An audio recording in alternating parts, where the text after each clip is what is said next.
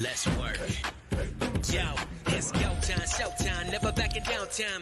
One shot, yo, make it count, yo. Crunch time, shine time, make this moment my time. Get a grip, yo, ready, set, go. We bring the thunder! Bring the thunder! Let's work. Bring the thunder! Let's go. Bring the thunder! Let's work. Bring the thunder! Let's work. Yeah, it's my time, yo time. Step into the spotlight. Get lit, yo. Let yourself go. On time, high time. Gotta go big time. This is it, yo. Never take no flight time. Grind time. Take it to the street time. Turn the roof off. Get loco. Game time, win time. We gon' bring it home time. No regrets now. Let it all go. We bring the thunder. Bring the thunder. Let's work. Bring the thunder. Let's go. Bring the thunder. Let's work. Bring the thunder. Let's work. Good evening and welcome to Mountain Bears. I'm Aeson Knight, and of course with me tonight is birthday boy himself, my super cubby as it is, Techy Joe. Hello, hello. Yes, I'm here. I've survived another year. Yes, you have. Woohoo. So how's your birthday been? It's been good. It's been good. You know, since yours is the first one of our household out of quarantine. I know, right? Like, Yeah. I got to have a real birthday. You have a real birthday. So it's like, yay. Yeah. But yeah. Well, thank you for the many happy birthdays. There have been many nice presents. I think you can come off camera and go get your most favorite one. No, I can't. The one that, you know, is going to allow you to have wardrobe items that I presently said no to. Do what now? Hanging over there on the shelf to the left. Hanging on the shelf. Turn your head the other direction. By the door. Okay.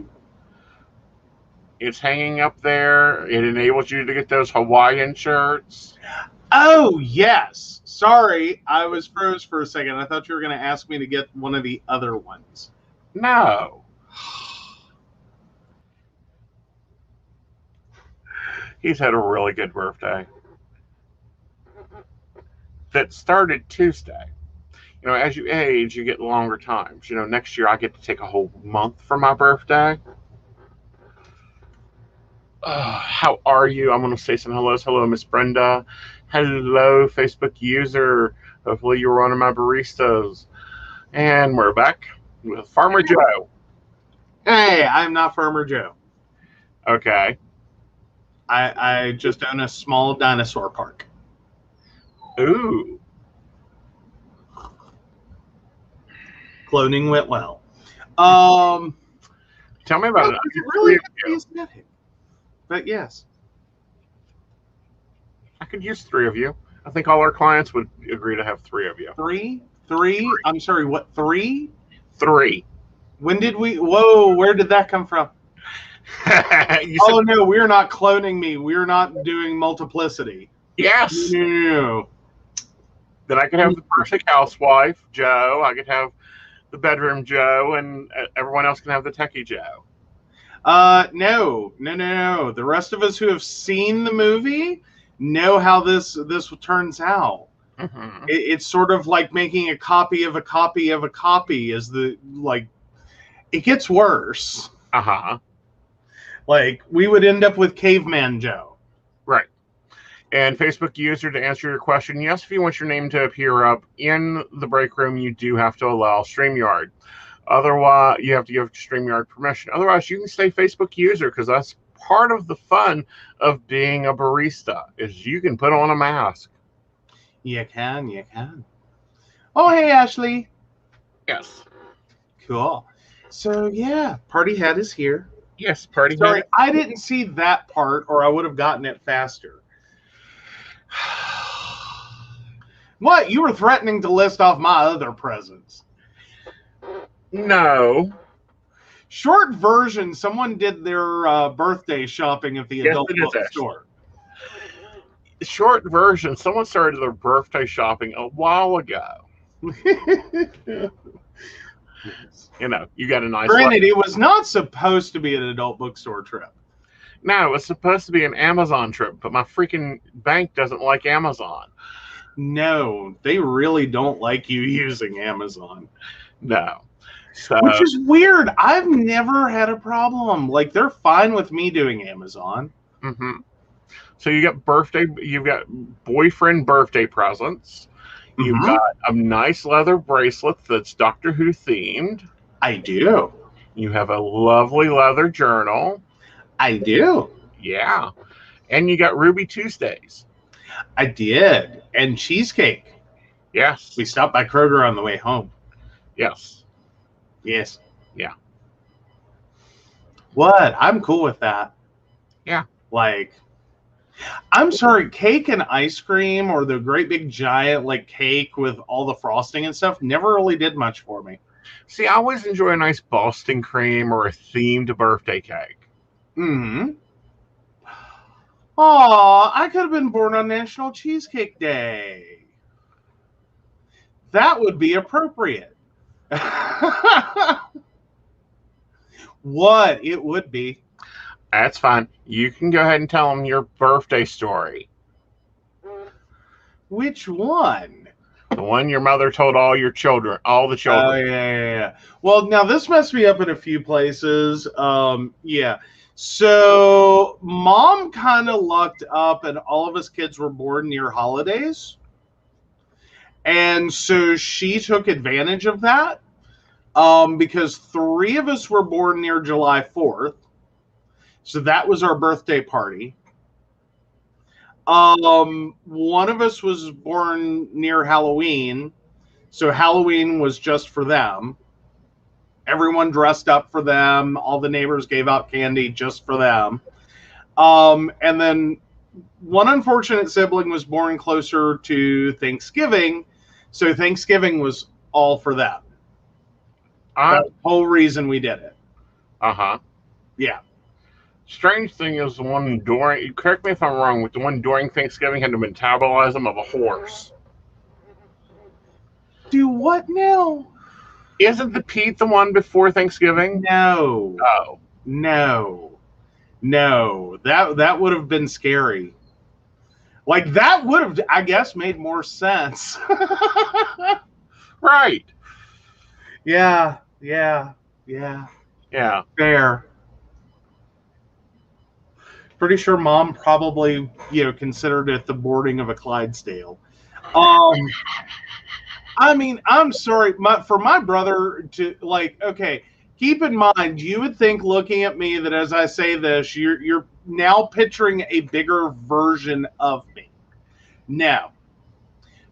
My brother through his entire life was probably like this big around. He just got taller. That's all he ever did was he got tall.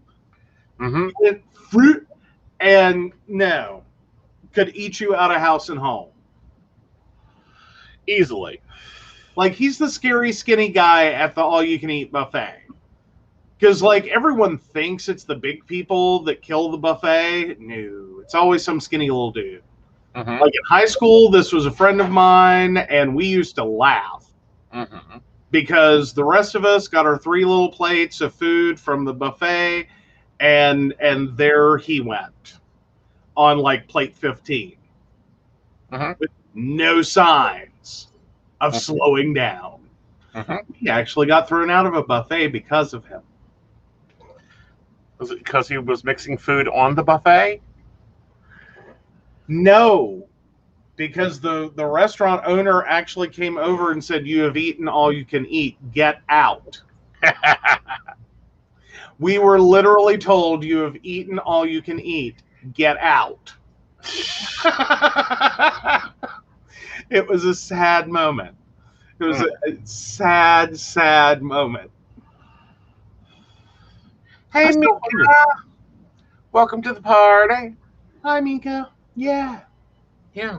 So which case do you want to take? The weird one or the rest of them? The weird one, I guess. All Like, right. a few of them qualify for those terms. Oh no, this is one to get our little area on the news media. 2 men arrested after man being held in dog kennel in Beckley. Yeah. This is a hard story to read because, it's a little confusing. These were 2 men from Michigan. They're both from Detroit. But apparently we're in Beckley at a house on Foster Avenue. A witness figured out what was going on. They threatened the witness to not call police. But yeah, so she did. Yay. Thank you, witness. But the victim suffered multiple injuries, including a broken arm, and reported being beaten with a shovel while in captivity as the suspects repeatedly demanded money. Meanwhile, they took video of the beating of the victim, in which involved their faces. So pretty open and shut on that one. I saw the headline and went, how strong are these dog kennels? You know, I'm still confused. In like wondering whether this was an elder abuse situation as well.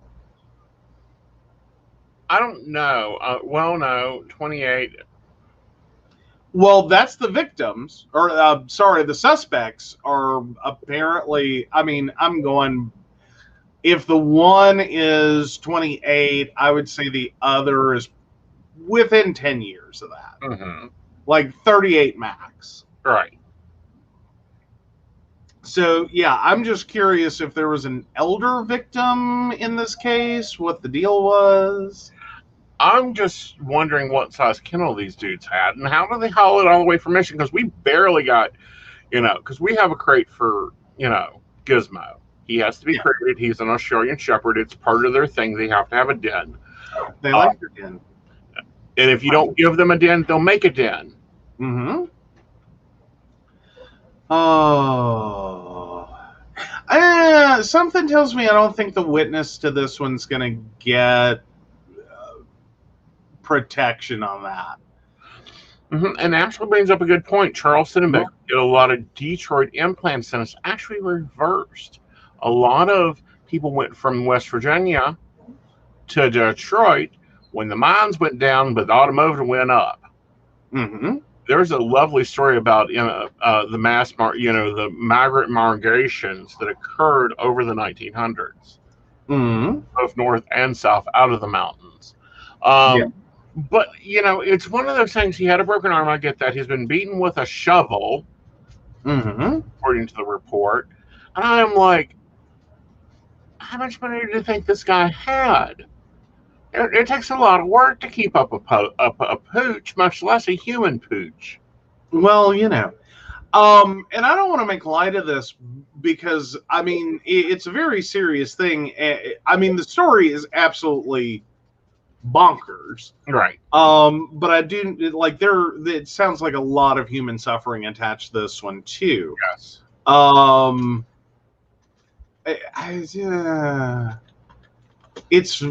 But it is very confusing. Yeah, I'm looking to see if we have any more on this one because I figure this is going to be a story no one's going to let drop. Because I would expect a little bit more. Okay, and yeah, so that's basically the same story. And we do have a lot of that in the area. Another one has been arrested. 3 3 men. Oh, wow. Well, it's believed to be drug-related. Oh, yeah.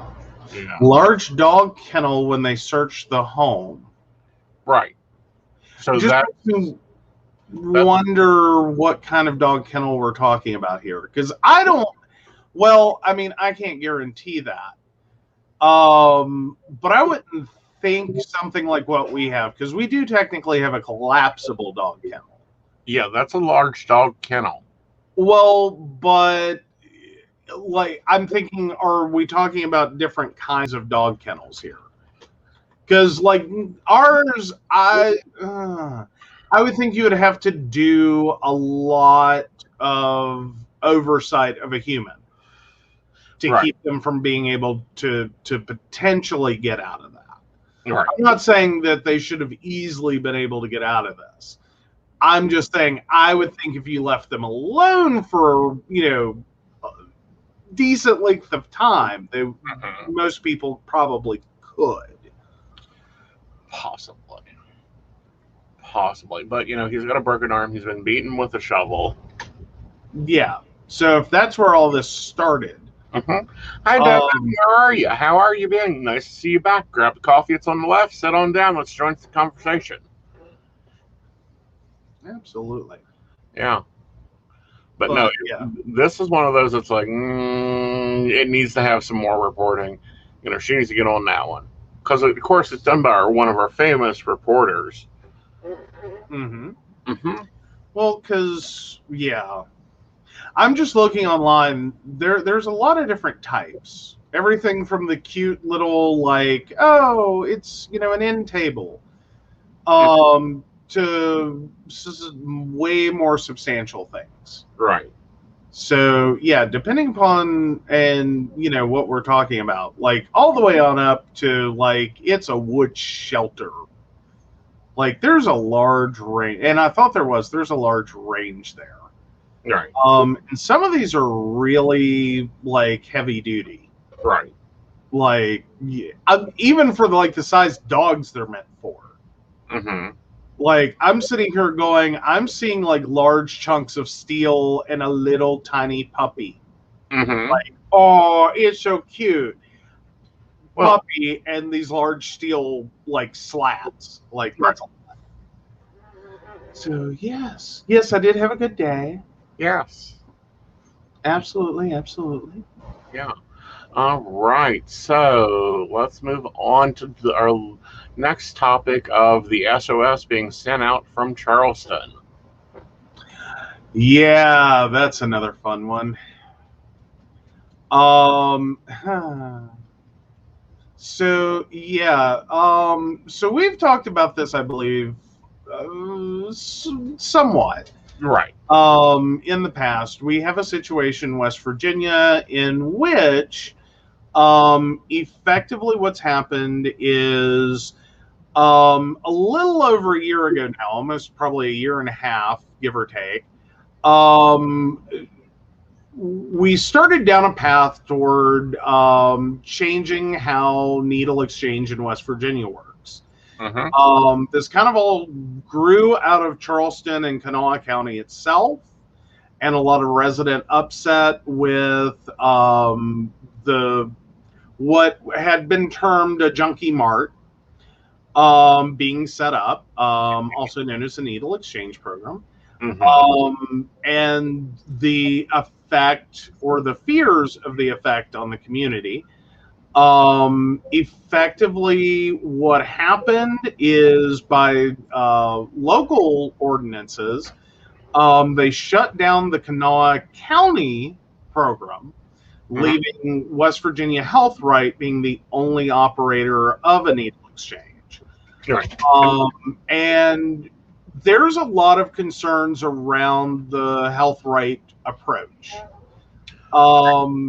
They've pushed really hard into territory that has made that basically flies in the face of CDC guidelines for needle exchange programs. for creating an actually effective, safe, helpful, utilized program. So what was effectively said when they did this was a prediction that there will be an explosive growth of HIV cases as a result. Took a year.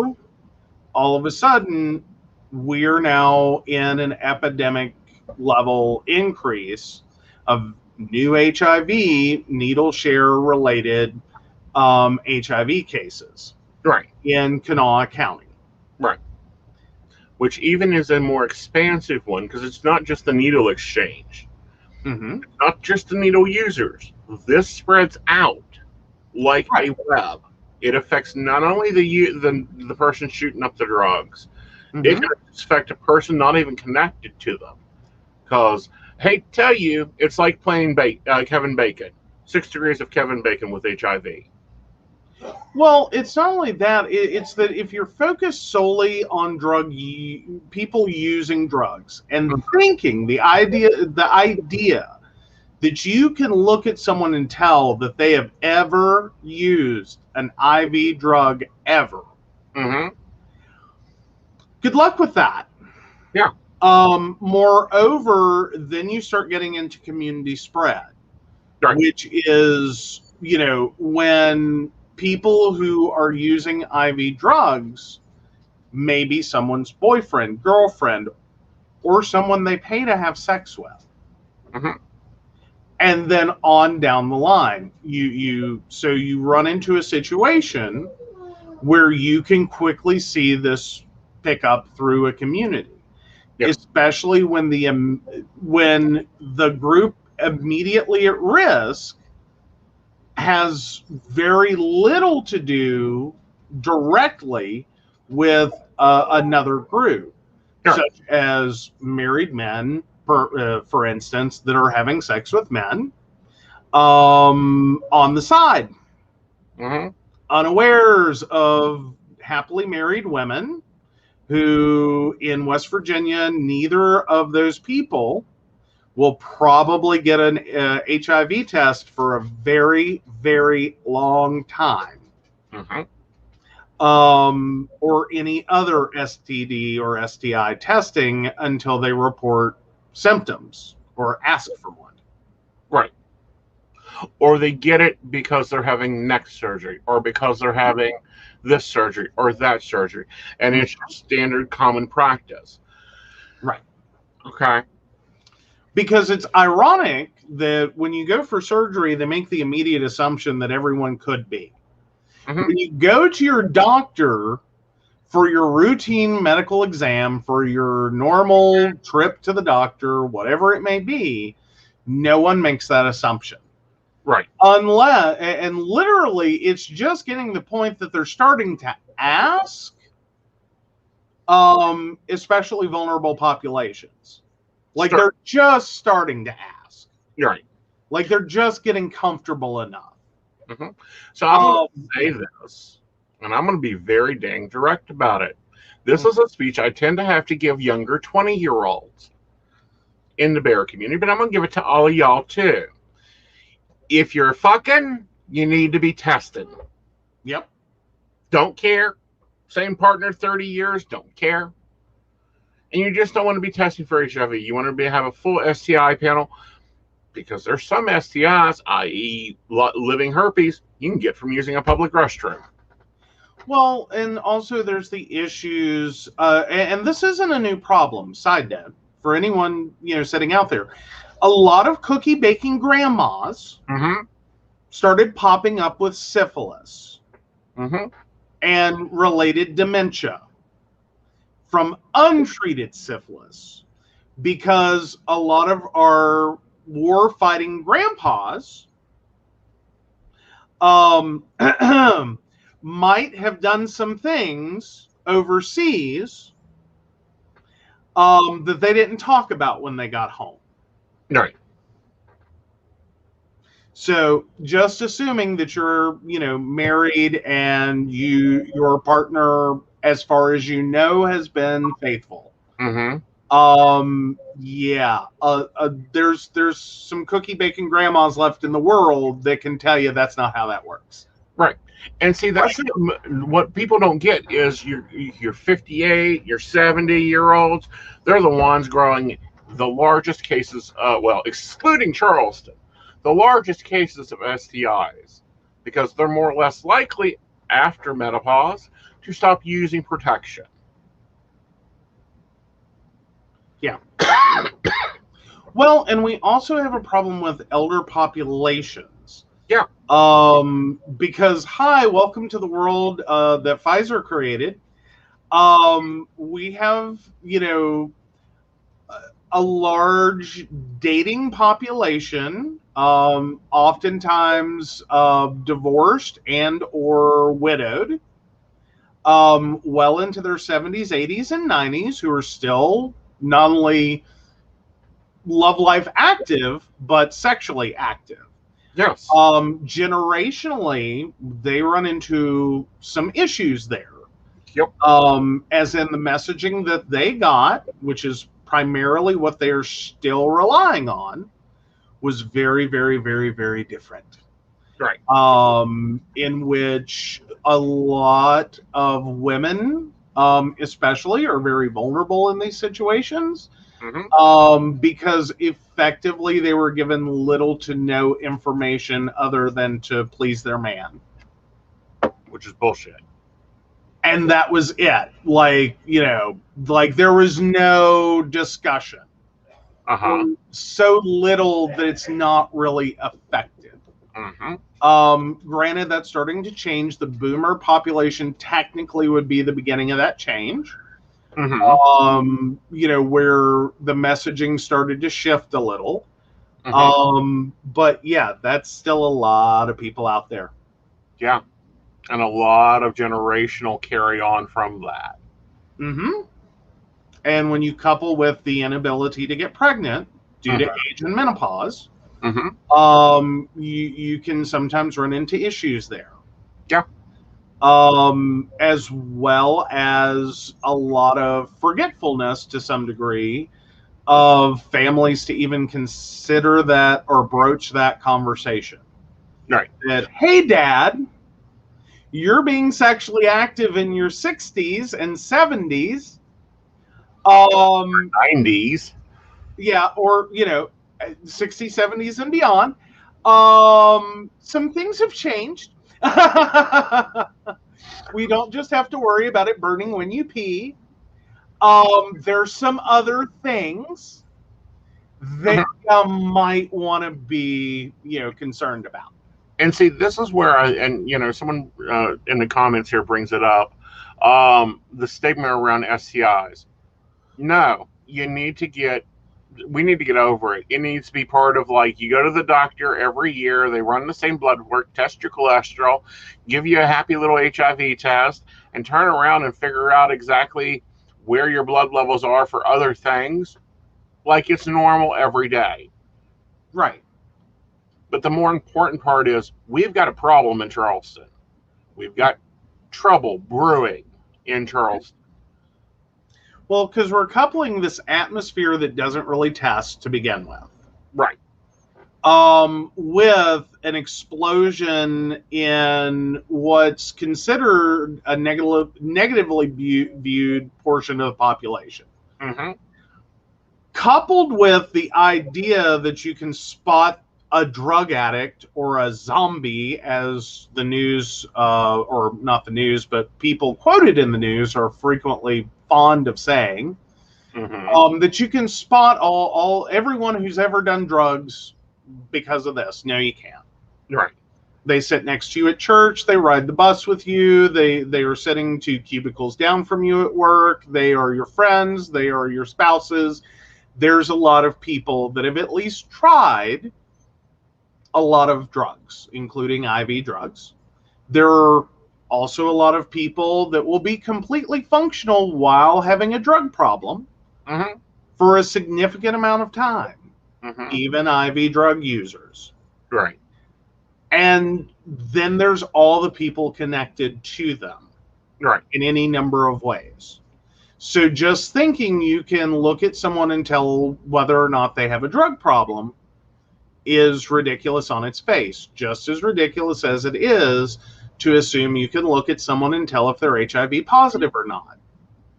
Like, hate to tell you, you're really not going to know until HIV becomes acquired immunodeficiency syndrome and all of the signs and symptoms start to physically appear, which include things like Kaposi sarcoma, muscle wasting, on down that lovely list of visual cues that someone is not just HIV positive, but has AIDS.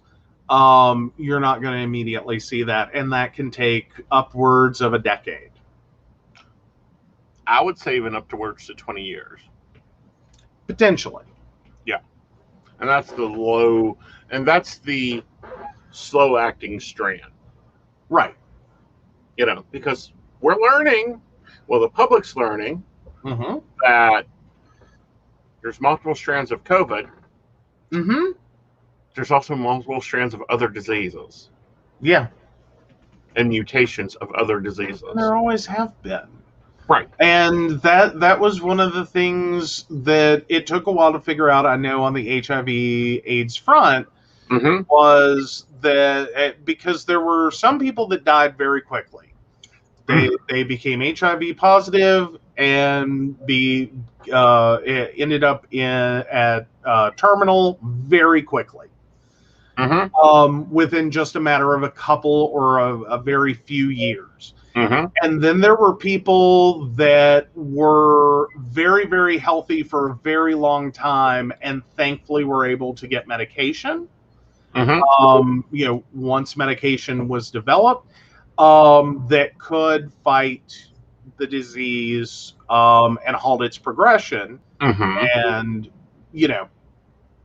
still took a while, but they were able to maintain health for longer. Right. Hold on and hang in there. Exactly. And this is even getting the attention of the CDC. They are now working directly with CAMC to figure out exactly how they can support the Charleston area. And, they're calling it flat blank, a problem our political officials have created. It is. We have, and on top of all this was a Senate bill, if I remember correctly, in the West Virginia Senate, looking to create new restrictions for all of West Virginia and its needle exchange programs. Right. So these two events are colliding against each other. Because there are many wonderful CDC guideline. They wrote the handbook on this. Needle exchange programs operating in West Virginia. Yeah. Huntington Cabell runs a great one. Mongalia Health runs a great one.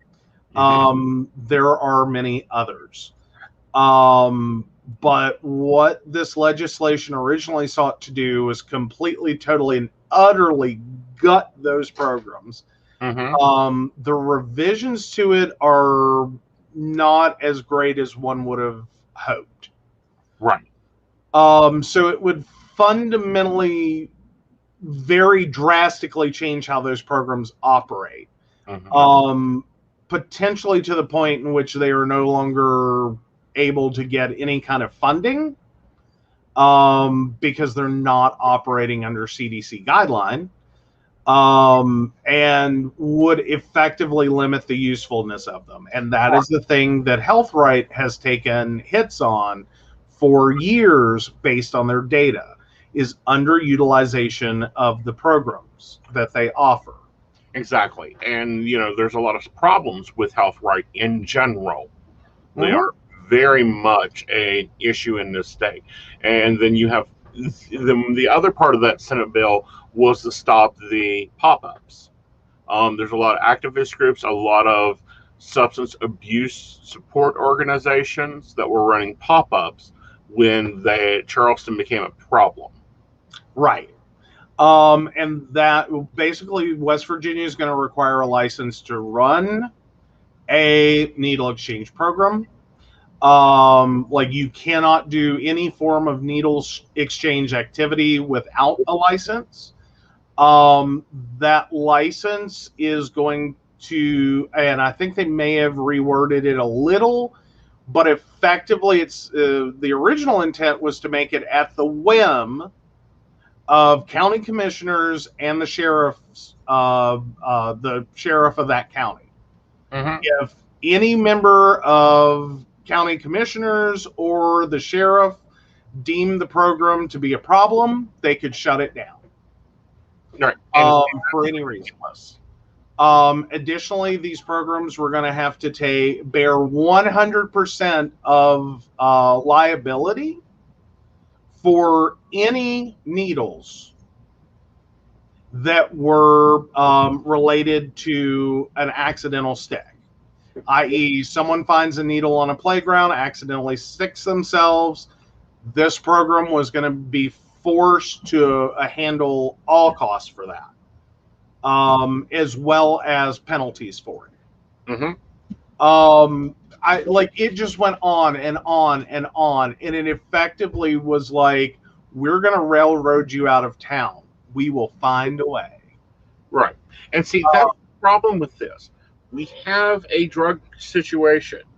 Now, we can treat them like the lost children they are and support them, give them opportunities for counseling, give them resources while they're there, run a food pantry while they're there. Fix them. And this isn't about encouraging drug use, and that's the thing that always gets me. Everyone wants to keep saying this is encouraging drug use. It's free drugs, quote unquote. No, it's not free drugs. It is a safe place to use them in many programs. Safe use sites are often a part of the program, as in someone who is already procured can go into a room, use drugs, and do so with the knowledge that should anything happen, like we have seen with multiple fentanyl cases of drugs laced, there are emergency responders there on site who can help.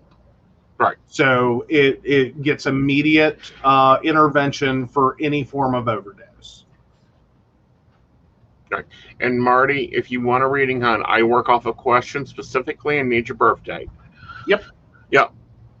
But no, this is like West Virginia. You have two choices here. Copy what has been already working. Copy what has worked in Seattle. Copy what has been working everywhere else. Or start digging graves. Yeah. One of the two. Yeah, these are the programs that work in New York, Chicago, DC. Like, this is like what Monongalia Health has done, what Cabell Huntington has done, is basically a prepackaged concept with proven effectiveness, with proven results. And it took a little while to get there. They tried some things. Not all of this is clearly intuitive. But it is very impactful on communities in changing the situation, and especially for preventing community spread of communicable disease. Right. As well as providing much better life outcomes for people who currently have a substance abuse disorder. I don't get how it's that hard to find. The numbers are there. Right.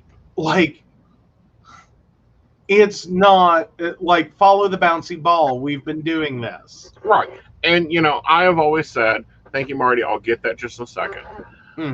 I've always said, and will continue to say, that an addiction is connected to an emotional or physical ailment. Okay. Well, yeah. Well, it's like what we've mostly seen is drug use in and of itself has predominantly environmental contribution. Addiction doesn't occur on its own. Like a lot of what we've been told about how addiction works is fundamentally wrong. Right. Not that it never works that way, not that that's not part of it. But it's not all just pleasure, reward, short-circuiting. Yep. A lot of it is life-based. Right. That when you look at people with addiction problems, you start finding all kinds of contributing elements, including, unreported and undealt with sexual assault, trauma, violence, especially family violence, child abuse. Start naming it. Right. This is where a lot of this is born. In that this is a very unhealthy but coping mechanism for pain, not physical, Right.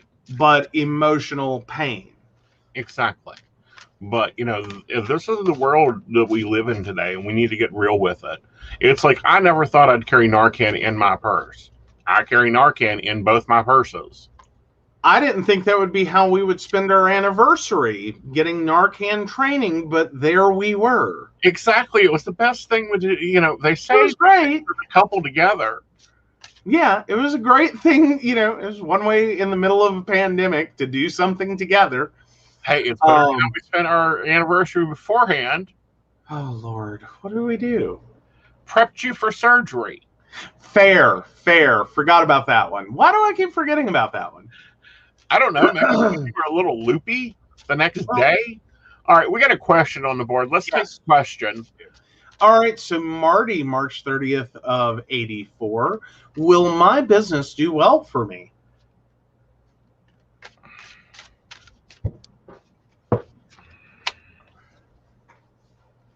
Yeah, but you got to get into the nitty-gritty details of it, Marty.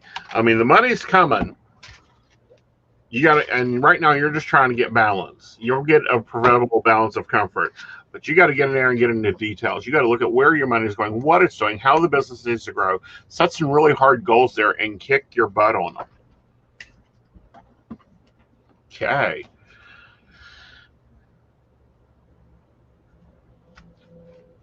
Okay, so few comments have come in while we were talking. Mm-hmm. Yeah. Apparently, Coshocton County in Ohio, I hope I said that right. Devin, you'll have to let me know. She's pointing out that has weekly overdoses, if not daily. I know Cabell especially has multiple daily overdoses, and has been the center of most of the mass overdoses that we've had in the state. Mm-hmm. In which they were getting a call, I think, like every 30 minutes. Mm-hmm. Like if you averaged it out, they were getting a call every 30 minutes. Right. It was an insane day in the last fentanyl issue. And that's on top of their normal number of overdoses in and of themselves. Mm-hmm. So yeah, it's a lot to take in. But Devin worries about Coshocton getting HIV cases. Oh, and I did say it right. Cool. Getting HIV cases. That's where you have to really look at how your local health departments are handling the situation. If there are local needle exchanges, if they're doing a lot of preventative health and, so to speak, meet them where they are, kind of health clinics attached to things like needle exchanges, safe use spaces, etc. Right. And then I'm going to be a little pushy. Then see if you've got some free time once you get done being busy. See what they need some help with. Because a lot of these stuff is volunteer-based, volunteer programs, volunteer trainings. All right. Oh, yeah. And apparently Alexandria is trained, has their naloxone, and thought they were going to have to use it this week. Yeah. That's a scary moment. Yeah. But it's one, apparently, a clergyman and his assistant is willing to take when police won't. Yeah, that's a bigger problem. And, well, now that's currently a bigger issue as we know it in Kanawha County. Because that's ultimately where all this started.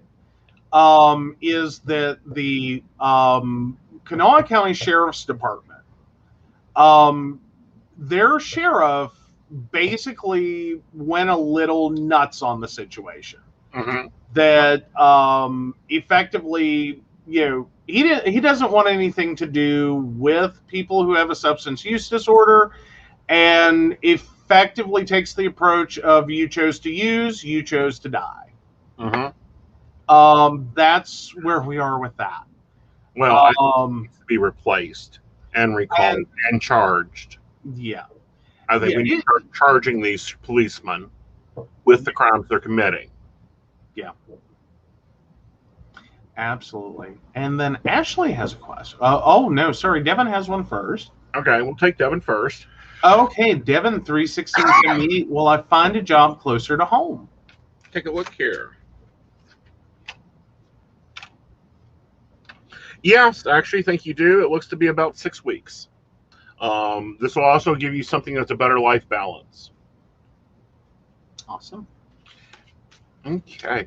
And Marty, I see your business idea. I think it's great, but I also think that you should include in there RV services. Start seeing what you can do with an RV and helping RVers, because that's a very good one there.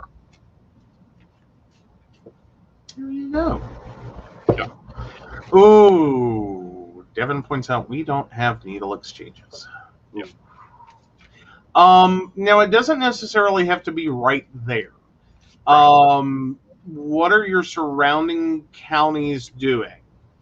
Because sometimes we see that with, like, weird counties that, like, they're inexpensive to live in, but they also don't have a lot of community support services in them.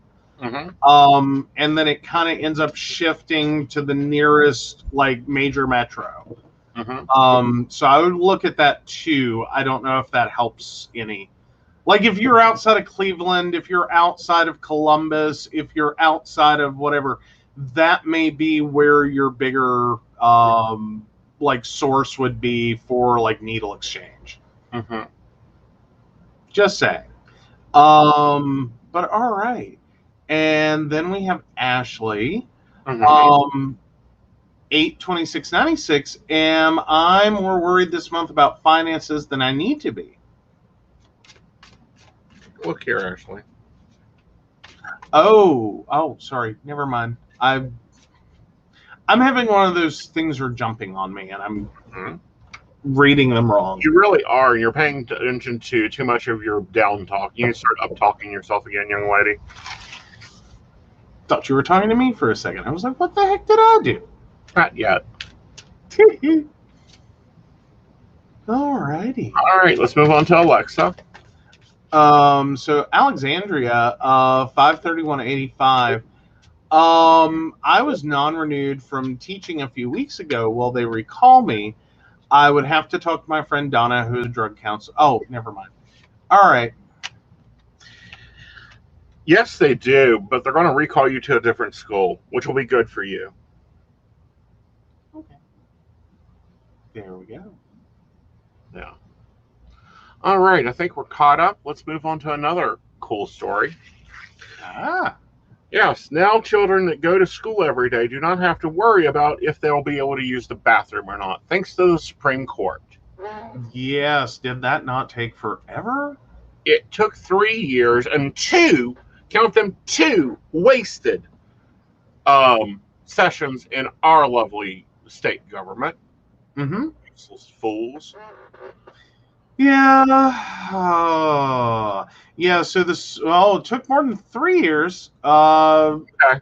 Grimm filed suit against the board in 2015, arguing that the school's policy violated Title IX and the Equal Protection Clause. So back under Obama, the Justice Department filed a statement of interest. Then we had Trump come in. That got, repealed. Or actually, they backed off the Obama-era guidance. This ended up in court. Citing the Supreme Court's landmark decision in 2020 that held that federal employment law protects LGBTQ workers, they ruled in favor of Grimm in his lawsuit. Right. So yeah. Yeah. But yeah. Well, no, and this was Virginia. Sorry, not West Virginia. Yeah, this was Virginia that got the fight, but it was Yeah. our, house. Oh yeah. Yeah, we ended up doing some stupid crap related. Mhm. So yeah. But good news for him. It was great that it came out in Pride Month. Yeah. Yeah. And, I think Roberts is just tired of it. I really think Justice Roberts is like, are you people serious? I think at higher level legal, Mm-hmm. they're kind of having to really work through the idea of what on the basis of sex means in terms of discrimination, Mm-hmm. especially surrounding Title IX. Right. I think they have a little easier time being discriminatory outside of Title IX. And like where that's at and what it's intended to do. Mm-hmm. In terms of like marriage equality, they had a little easier time trying to argue that one. Like the cake shop case, all of those were a little easier. Mm-hmm. But when you start moving into the school system, yeah, it's a little harder. Because that I don't think gives them as much leeway, because they're like oddly narrowly written, because it was meant to not be wiggled out of. Mm-hmm. So Yeah. I think that's where a lot of it changes. Right. But what I'm saying is I think Roberts is at the point of literally, like, what do we got to do for you people to get that humans are humans, treat them like humans, and stop acting like idiots out there? Fair. Well, I was meaning the Supreme Court as a whole had more wiggle room. But no, he's been very vocal about this in circles, about how he is sick of these cases, because he always has to be the one writing the decision or telling the decision that, no, you're wrong. And we've already spoke on Title IX so many times. We have books just for Title IX in law school. Well, and that's kind of what I'm also meaning, that it's become so narrow at this point. Like everyone's tried something stupid, right, against Title IX. Mm-hmm. Like it's kind of like there's just not that much left. No, like what else do you want? Like stop being dicks. Yeah, just stop being dicks. It's real easy. Don't be a dick. Right. Move along. Move along. And I'm sure everyone has heard about Bill Cosby being released after 2 years because of a stupid way to I'm really tired of prosecutors not wanting to take cases that they cannot win or they think they cannot win. Well, no, I don't think that was exactly the situation. Well, here's the situation. Pittsburgh got a new prosecutor. The old prosecutor issued a press statement saying, we're not pursuing charges right now. So Bill Cosby gave definition and confessed to the crimes. Yeah, he did depositions. Yeah. Oh, well, he didn't confess exactly, but he, all but. Yeah. So, he was speaking with immunity, so he wasn't really, being careful about what he said. Right, but he wasn't given immunity. Problem is the new prosecutor came in and went, okay, this guy's just worried about Bill Cosby's name. I don't care about his name. He done a crime. He needs to go to jail. Mm-hmm. And prosecuted the case. And they finally got a victory for these victims. Mm-hmm. And his lawyer found the press release, so he was able to challenge it in court that was guaranteed immunity. So they couldn't retry. But couldn't proceed. He's old. Do I know? He is old. Yeah. So hopefully Demon will get him soon. Well, yeah. Well, see, I struggled with this one because I was like, what kind of idiot signed off on this? Like, what kind of thing was going on for him to sign off on this? The former prosecutor was basically in a situation, I think they didn't feel they had enough evidence at the time to pursue charges against Cosby. But the victim was also going after him civilly. Mm-hmm. The deal was made so he would give the deposition for a civil case, in which, you know, at least the victim had hope of getting something. Mm-hmm. You know, and so no, he was not as guarded because he thought he was not going to be charged criminally. Mm-hmm. And had that understanding. What they effectively did was turned around and used the civil deposition, that he was supposedly given criminal immunity for participating in, Mm-hmm. use that as evidence against him for the criminal case, Right. which ultimately, yeah, that's what got his conviction brought back to the spotlight, is that the case shouldn't have gone forward, because they should technically have honored the prior prosecutor's agreements. Well, technically, what they should have done is took it to federal court and charged him with 54 counts of sexual assault. Well, and I'm not saying there are not other cases and other issues and other things that should be done there. Right. But this all technically concerned one victim. Right. 5 others, I believe, did testify during the trial. Mm-hmm. And there was discussion over whether or not that was prejudicial. Right. There was some back and forth on that in the appeal. Right. As to, no, it showed pattern of behavior. Mm-hmm. So no, at that point, no. Right. But that plus the deposition testimony in the civil case Mm-hmm. created a problem. Right. Oh, Devin, what are you doing? Reading my research for next week, but we'll go ahead and talk about it. Okay. Britney Spears' conservatorship is currently in jeopardy because the court did hear from Spears. The current Bessemer Trust has withdrawn because they were under the understanding that this was a willful conservatorship.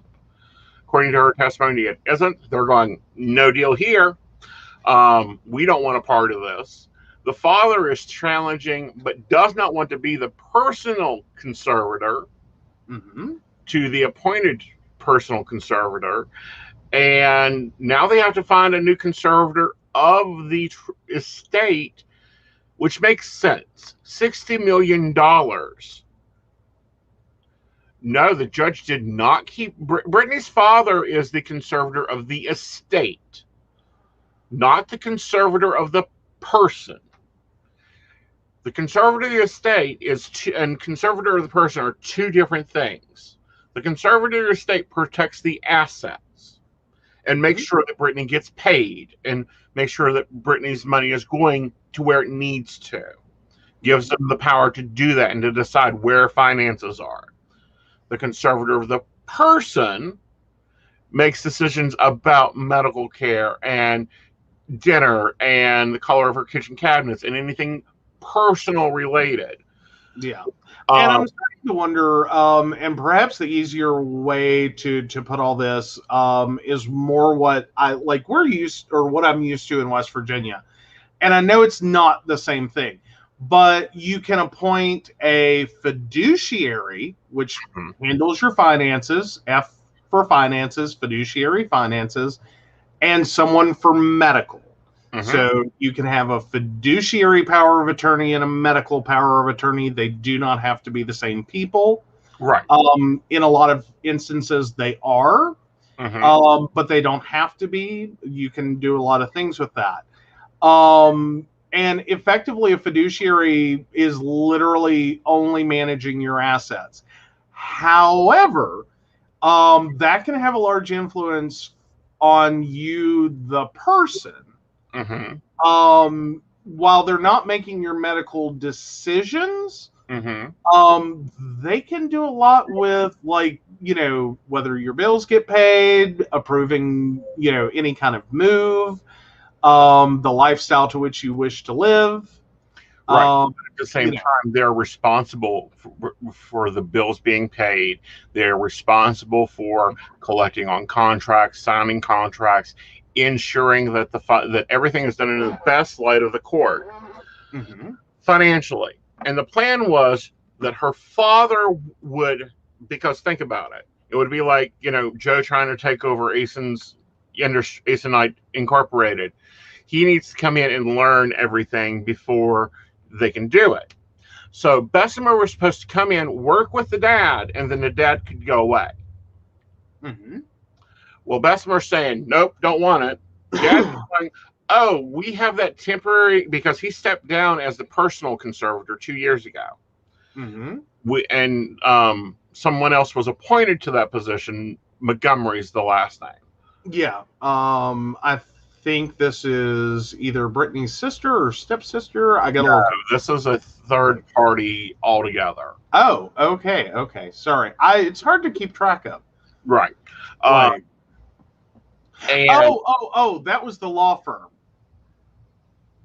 They're the lawyer. Yeah. And there's a lot of questions around him because him and Jamie were working really in concert. And there were already some concerns that maybe not in Brittany's best interest. There's a lot of concerns being voiced that I don't think Jamie Spears was aware of with the personal conservatorship. Because the personal conservator doesn't have to talk to the estate conservator other than where's my check, where's her allowance for this week. Yeah. All that has to occur, that's all that occurs right there. Because Jamie Spears is not in Las Vegas. Right now, Brittany isn't either. She's in Hawaii on vacation. But Jamie Spears is in LA running, I think it's named after one of her companies is in LA. Do It Again, Baby, or something other. He runs all that for Brittany. But the important part we learned during the leaked transcriptions is this is a voluntary conservatorship. Brittany was not told that she could petition the court to end the conservatorship. There is a large question now in an evidentiary hearing being requested by Jamie Spears and Brittany's mother's lawyer over why Brittany is even not being told this is what you've got to do to end this conservatorship, when that has now been made very clear to all the lawyers that that's what she wants done. But it's not like this instant thing where she can just snap and, she has in charge of all her companies, all her branding, and her person. That would be too much for the normal person to do. We see what happens with that every time someone wins the lottery. Right. Well, and then the other part of this is the way the conservatorship was set up. Technically, even if she had been told how to do it, she didn't have the ability to do it. Debatable at the current point, and here's why. I know, but there, even up to and including, she would not have been able to pay for an attorney to do it. Because she already has an attorney. Right, but that attorney was effectively double rolling. No, they're not sure on that yet. Okay. It's just they're unsure on that. These are allegations being made. She said she wasn't aware that she could petition the court. That's all we know for the moment. Now, here are some facts to understand. Large stars like Britney Spears, Janet Jackson, Michael Jackson was under a conservatorship. This is very common to have an estate conservatorship. Very common. And she may maintain that, and she may maintain it with Bessemer Trust, which is who managed Michael Jackson's affairs and who bought like the Beatles music and who bought all this stuff for him. Because it's a very large operation. And if you're wanting to live your life and produce your music, It's easy to go buy somebody and have them do it for you. Well, and also make sure that if she decides to quit working tomorrow, that, you know, she has significant assets. Right. And these assets are, at right now, more than enough to carry her very comfortably through the rest of her life. Right. Like, never have to, you know, do another single, never have to get on stage, never have to sign another autograph, nothing. Right. Go play in the garden, you know, become a straw hat wearing lady of the South. Whatever you want to do. Right. Like, you know, you could live a nice leisurely life. Right. Good job. Way to go, Brittany. Right. But so it's kind of like the ultimate in financial planning for retirement. With a presumption you once you've hit this point, you could technically just retire. 25, 30, 40, whatever you are, you can just go, no thanks, I'm good. Yeah. Right. Done. And a lot of what she spoke of was the conservatorship of the person, not the conservatorship of the finances. Okay. So there's a debate on whether, you know, and Jamie Spears and his lawyers just stepped up and said, well, maybe we need to review if she needs a personal conservatorship. Maybe she doesn't need a personal conservatorship. She needs an estate conservatorship, which makes more sense. Right. There are a few people at her level that do not have a estate conservatorship. Or at least a damn good multi-service business manager.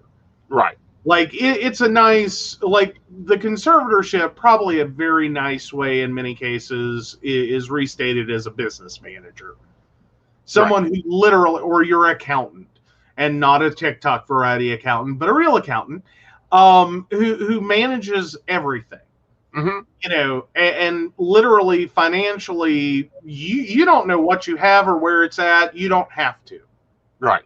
You just know that you can spend this much money, or no, you can't. Right. And here's why. Right. You know, that's basically it. Right. And make sure that your credit card bill is paid and that your electric bill is paid and the taxes from your states are paid. Because think about it. She probably has 200 pieces of property.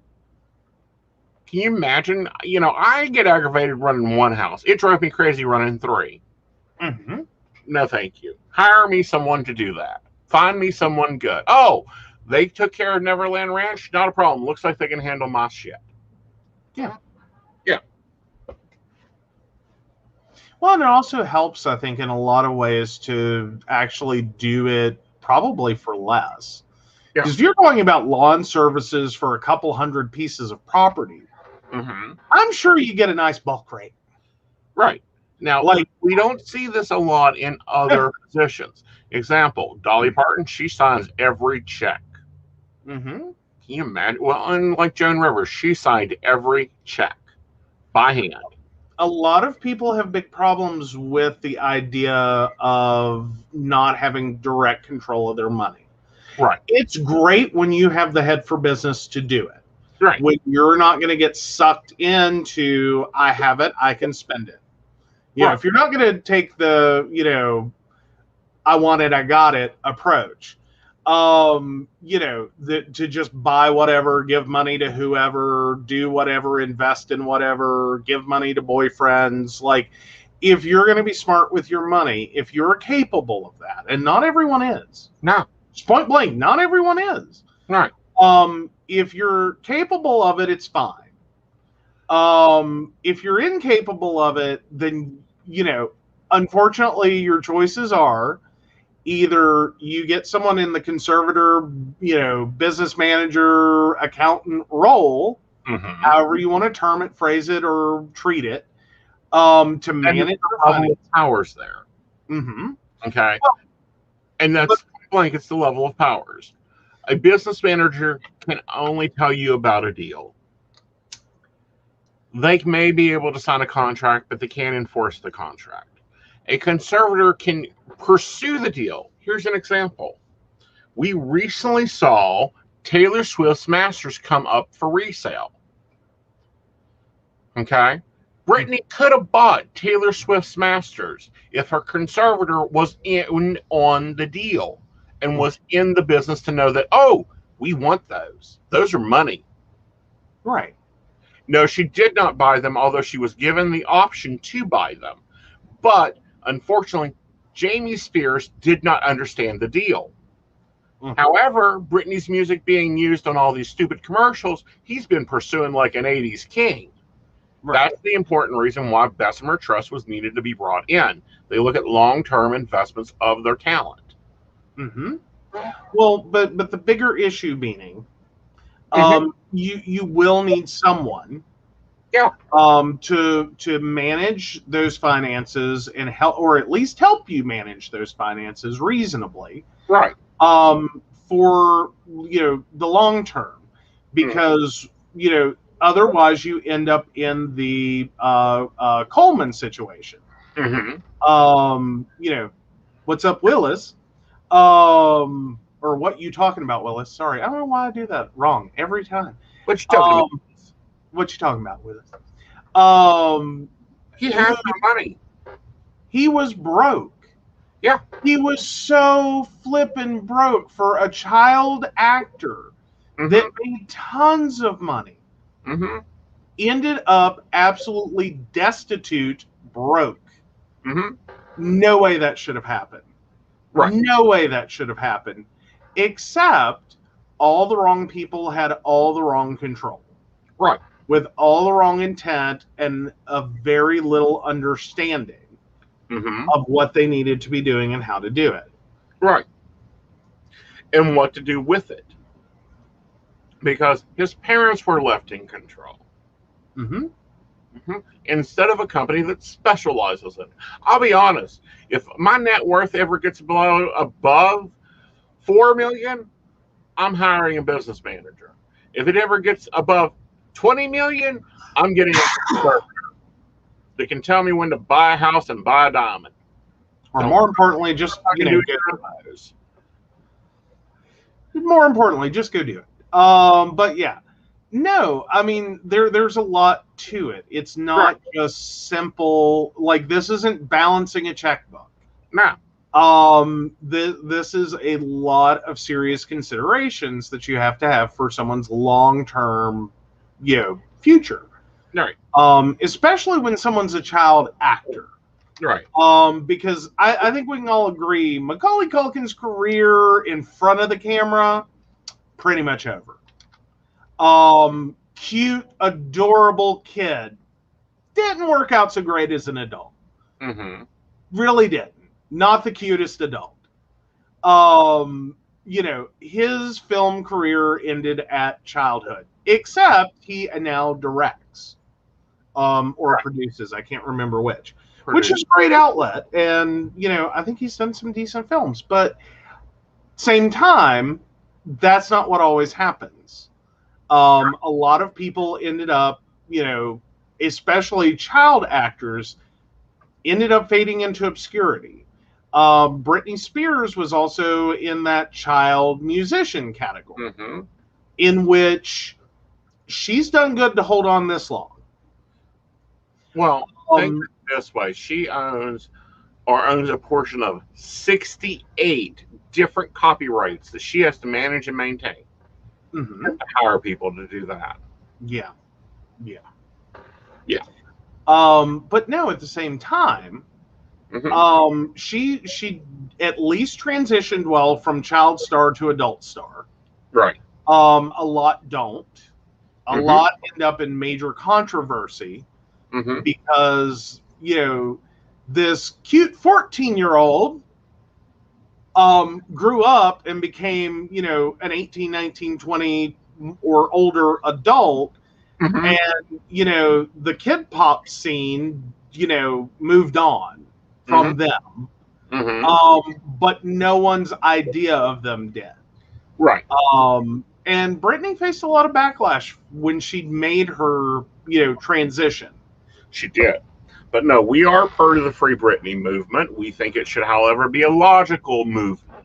You don't drop $60 million of business assets, and that is lowballing it, onto someone's lap and go, okay, we're done. You done good. You made your checklist. You know who the president is. You know, everything going on, you go manage it. And that's a lot of assets for anyone. Right. Period. And especially since we're not talking about straight cash assets. Right. Like, it would almost be easier if it's like, okay, Brittany, here's your $60 million savings account. Don't fuck it up. Have a nice day. No, we're talking about a lot of varied assets that are a lot more than just a balance in an account. Right. Yeah. So that's a lot, for anyone. Right. Because I'm sure some of those are very complicated assets. Like, they're not just like, oh, we own property, yay, pay the taxes, keep the electric on, yada yada yada. It's going to be some very weird assets in terms of things. Your mother does not own this. You don't know someone who just owns this. Like, oh, it was Tuesday and they had them on sale, so I bought one. Yeah. Like, no. Yeah, nobody. Well, she owns apparently an outfit that's worth $3 million. That has to be maintained and everything else because she wore it on a Mickey Mouse special. The jacket is about $1,000 that she kissed Justin Timberlake in. These are different assets that she maintains and holds. It's like Cher. If you guys have ever seen some of the corporate pictures of Cher, she's damn scary with her team. So, and that's someone else who's had a lot of, like, even with her team, has had a lot of financial problems over the years. And it has taken her a long time to get to team. Because I think she was another one that tried to self-manage. Or had minimal staffing for it. Like, tried to keep it as low as possible. You know, she thought after she divorced Sonny, it was done. And all of a sudden, it's like, oh, no. And then she had so much left over debt-wise from the Cindy Bono thing. There's the reason she done the Forever Tour. Yeah. Even Gizmo is for the Free Britney movement. Oh, poor Gizzy. He is super excitable. He is. So not sure what happened there. I'm thinking maybe a cat went and tried to say hi. Well, I think he's trying to have conversation with them. Yeah. Yeah. But yeah, no. So it's a lot for anyone. Cher specifically has gone through a lot in her career. And she's had to come out of retirement, 2-3 times, or restart her career 2 or 3 times. 2 or 3 times. She's rebranded herself so many times, honey. You know, the plastic surgeons don't ask her if she's coming for an appointment. They just know she's coming in for a tune-up on Thursday. Basically. But there have been many others. And then there were a lot that were exploited in their careers. Right. Like the estates of Joan Crawford and Betty Davis should have been massive. Right. If their career had started after Betty Davis took on Warner Brothers. Right. But they didn't, obviously. Obviously. They worked under old studio contracts that basically, on one hand, were really good. They paid nice stipends, whether they worked or not. But they didn't have any kind of residuals from the work they did. Right. They basically got paid to a greater or lesser extent in pretty much the same fashion as the payroll clerk down the hall. You know, they got a salary. Here's your salary. Right. This is what, you work when we tell you to work. You're going to do this number of pictures, and then we'll, for X amount of time. Right. Like, this is a guarantee. This is what we give you. It's a really nice salary. Right. But in terms of, but you're stuck here. You can only work for us unless we allow you to work for someone else. And then you get into the situation of some of these movies made tons of money, tons of money, that they didn't even get a fraction of. Right. Like they never saw it, they never got it. It was never something in their contract to get. Right. So the studio made tons of money off of them, and effectively paid them very, very little. But we still see that happening today in slave networks. Well, we see that in a lot of areas. I mean, that's effectively minimum wage in a nutshell. You know, hi. But effectively, that was, you know, Hollywood pre, you know, the Davis lawsuit. Right. Like, but not for it. You know, a lot of Hollywood actors would still have only made minimal amounts of money for the pictures they do. That, you know, the idea of an actor or actress getting $1 million just to show up, let alone making millions off of a film, they'd never see it. Right. Now, I'm going to give a shout out. If you are very interested in the Britney Spears cases, watch Emily D. Baker. She is the one that breaks down the law documents for me and most of YouTube. Go over to her channel. She normally streams on Tuesday mornings, and whenever something breaks, go check her out. She will actually give you page by page, word for word, what this means in pure English. She is on YouTube. And that is Emily D. Baker. Yep. Yeah, you love watching her stuff. I do. I so want to get her on the Psychic Coffee Shop because she made one statement, and I want the details on this statement. Yes, I like, yeah. So apparently psychics can't be sued. Yes. We want to hear more. Yes. Yeah, I'm interested. Oh yeah, Judy Garland was exploited. To some degree, Liza Minnelli, her daughter, was exploited. I mean, there's just so many. I think Judy Garland was especially bad because of her age. Like, she was like just when it all started. 13 on, though. Right. All her life. No, that's what I'm saying, is it started so young. She, like, the age in which everything started, the drug use, the, you know, all of it started in her teens. Right. And continued and screwed her up for life. Like, there was no way around that. Like, it did a lot of damage. Very much so, and continues to do damage. News story that we're not going to get to tonight, but it was really aggravating to me, and I didn't even send it because it was a video story, was the number of trans parents that are now moving to Mexico and to the state of Mexico and others in the South because of this new bans and bullshit. Driving, it's like, really? But I find it really admirable that the parents are going to whatever lengths they've got to do. If they got to pack up and move, they'll pack up and move to see that their children are treated and given proper health care. Yeah. Well, and I think the story of Judy Garland is one in which you had a child star that was a hot commodity, and you wanted to keep her there as long as possible. And so the studio did everything to keep her working, keep her, you know, looking as young as possible, to keep working as a child star. And effectively, like, she had a real hard time being allowed to grow up and act like the adult she was becoming and would be. Right. And instead became a very broken down mess. Right. And, you know, that was her mother's fault, too.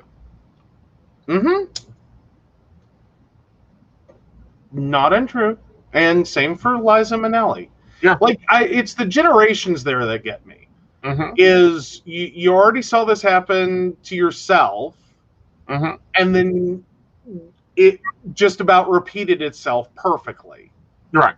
Not quite as bad, but still bad. Right. It's really sad. Oh, there's a video we want to look into. Oh, all right. I want to see that one. Self-representation is always fun. We look forward to seeing that one, Ashley. Yes. The hot tea on the Britney situation, where did you go? I will gladly give hot tea on the Britney situation, but I've got to wait till Tuesday. And here's why. There are a lot of your documents flying at this, like page work. And I've got to understand what I'm looking at before I'll jump into it. Oh, what's the cards? Oh, yeah. Like, I want to do that Tuesday? I want to do that. I will do that for hot tea. Okay. On live air about the Britney situation, but there's something I feel that's coming out Monday that's going to be like turning the pages, and I want to get that in my wheelhouse before I do the cards on it. Because here's the thing, this is what people don't get. This is why I say specific questions. I need to understand what I'm looking for. Mm-hmm. Okay, so yes, I will be doing the cards Tuesday night. I believe we don't have a guest. If we do have a guest, we'll stay late. On Britney, and see what the cards say. There we go. All righty. So yeah, we do have one more story I think we can go through really quickly. Miss Nevada to be the first openly transgender Miss USA contestant. Yes. So yay, awesome for representation. Well, not only for representation, but this is a big move. Mm-hmm. For Miss USA to do. When we have so many trans children out there facing discrimination. Right. Well, and especially in a world that is still struggling as to the conversation around are trans people real men and real women, which they are. I think it's a big step for a program like Miss USA to take this on. Yeah, I think that it is. I think it's very big that they're taking it on. Their whole she has to participate just as hard as everybody else does. And I have done contests. They are not easy. You've got to know your lines. You got to know your dance moves. You got to know your talent. You got to know everything and be ready to take care of everything. Mm-hmm. Absolutely. Yeah, that is Gizmo telling the cats to get away from his den. One day, he'll be a quiet little boy. Yes, 3 months, guys. 3 months until he adjusts to the household. That is what we have read. Yeah, that's what that's her hope is. Within about 3 months, he'll be chill and Right. be cool. Yes. But no, I'm back to Miss Nevada. I'm looking forward to this. I haven't watched Miss USA in a while. I will be tuning in for this. Mm-hmm. Well, I can definitely say it's a big change. It is. And it's not what I would have thought they would have accepted without a lot of struggle. Right. And I'm curious if that's going to be part of this. Mm-hmm. If there's going to be a big backlash, if there's going to be people who boycott and lots of angry articles, and I'm just curious how it's going to go. I'm not wishing this on them at all. Right. Or on Miss Nevada to have to deal with that. I am hoping this is like, okay, this is what we're doing now, and everyone's going to come along. Right. That's my hope. Right. And my hope is that she wins. Like, I'm normally, Miss USA, I'm wanting Miss West Virginia to win. Not this time. Miss Nevada, let's take the crown. There we go. Oh, yeah. Well, effectively, Mary points out we're all still Puritans over here. Queen Elizabeth I, new LGBT people in her court during her reign. Yeah. Yep. It's been a weird couple of centuries. Can we just say that? Like, a lot of things were, it's weird historically to read and find out that, no, these things were all in existence then and it was all fine. And then it all went cattywampus. And suddenly we ended up here and, Well, and here's where it goes cattywampus at, is it's very much that second and third century. Mm-hmm. Second and third century, we have some weird things going on with the church. The church gains power. Before then, Roman times, big deal. Very commonplace. Second, third century, early Christian church, early, the Council of Nicaea, all this is where it started having it. Mm-hmm. And then, that just gains power and control. And then at the same time, we start having other things carrying on.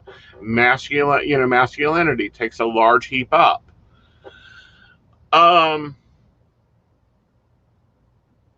Devon Trojan soldiers, that was commonplace.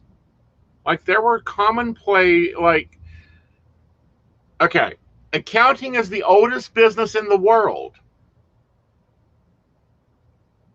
There is that. Although I still say Trojan is the worst name ever for a condom. When you think about it. I don't know. Do you know the full story of Troy? That is kind of a good name for it. That way you can just sneak it in. No. No. There's no.